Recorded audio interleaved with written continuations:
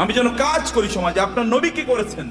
নবী হওয়ার আগেও তিনি বিজনেস করেছেন, নবী হওয়ার পরেও তিনি বিজনেস করেছেন। সাহাবাই কারামদের মধ্যে দেখেন, আবু বকর রাদিয়াল্লাহু তাআলা যখন তিনি খলিফা হিসেবে তাকে নির্ধারণ করা হয়, তিনাকে খলিফা তৈরি করা হয়, তিনি যাচ্ছেন মাথায় কাপড়ের পুটলি নিয়ে তিনি বাজারে যাচ্ছেন।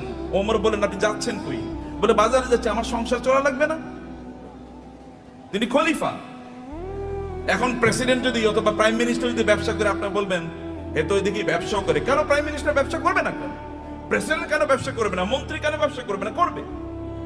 ব্যবসা তো আমাদেরই করা উচিত, কারণ আমরা inherently by born, by virtue of our identity, আমরা মুসলিম হওয়ার কারণে, কোরআনের ধারক এবং বাহক হওয়ার কারণে আমাদেরকে বিজনেস করা লাগবে। আমাদেরকে সম্পদ উপার্জনের করার জন্য আমাদেরকে এই পদ্ধতি আবিষ্কার করা লাগবে আমাদেরকে, সম্মানিত ভাইয়েরা। কিন্তু এটা হলো একটা দিক। কিন্তু এই সম্পদ যেন আমাকে কারুনের মতো না বানিয়ে ফেলায়।